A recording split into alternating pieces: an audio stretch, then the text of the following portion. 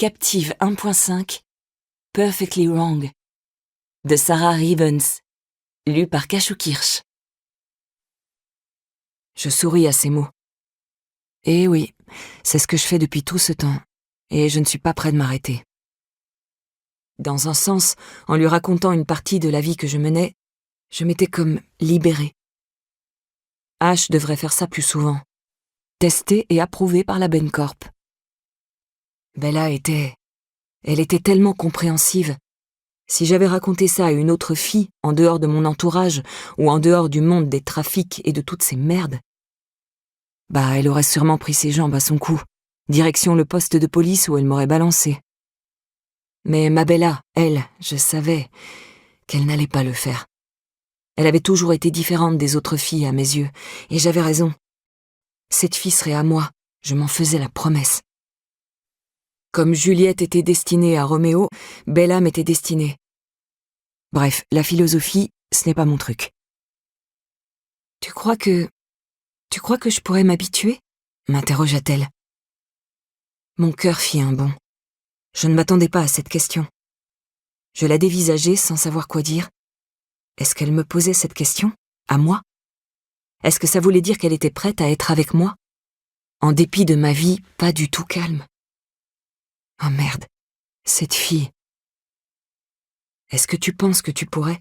Lui répondis-je. Un sourire malicieux se dessina sur ses lèvres roses. Mais alors qu'elle allait parler, son téléphone sonna. Je me retins de le lui arracher des mains pour l'exploser par terre. Elle s'excusa et répondit « Allô ? Très bien, et toi ? Il est 00h30, papa. Oui, mais j'ai une petite préférence pour le soleil de la Californie. » Elle me lança une œillade furtive alors que je la fixais depuis le début. Son expression malicieuse me faisait sourire comme un con, mais je n'oubliais pas que c'était Thomas Grace au téléphone. « D'accord. Ok, il n'y a pas de souci. Maintenant ? Ça marche. Il est bleu. Ok.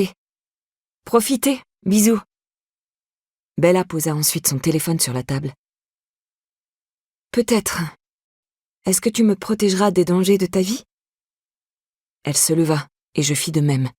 « C'est vraiment une question ?» lui répondis-je. Chaque pas qu'elle faisait vers moi augmentait le rythme de mes battements cardiaques. Elle passa ses bras autour de ma nuque et, par réflexe, j'enroulai les miens autour de sa taille. « Bien, on avance plus rapidement. »« Est-ce que tu vas te battre pour moi ? » ?»« Oui. »« Est-ce que tu vas m'abandonner ? » ?»« Plus jamais. » Ses lèvres esquissèrent un sourire timide. « Est-ce que tu me mens ? » me demanda-t-elle dans un murmure. Mes yeux étaient bloqués sur ses lèvres. Bordel, j'avais tellement envie de l'embrasser. « Non. Est-ce que tu me le promets ? » Sa tête s'approcha de la mienne et son souffle se mélangea au mien. J'allais craquer. Je te le promets. Elle s'éloigna en me tapotant l'épaule avant de déclarer joyeusement « Bien.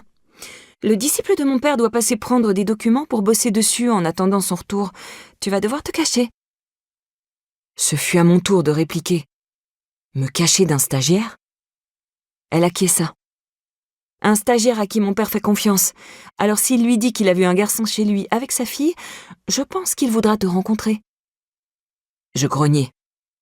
Ok. Dès qu'il arrive, je monte. Bon garçon, se moqua-t-elle. Je secouai la tête d'exaspération. Elle s'éloigna de moi pour se rendre à l'étage où je la suivis. Elle alluma la lumière du bureau de son père, un bureau tout en bois, aux étagères remplies de livres sur le business et l'économie. Le bureau de Thomas Grace, quoi. « Ils sont là », déclara-t-elle en repérant les dossiers bleus. Je reculai et quittai la pièce. Elle ferma la porte avant de me refaire face. Elle me sourit une nouvelle fois et descendit les escaliers, moi à ses trousses.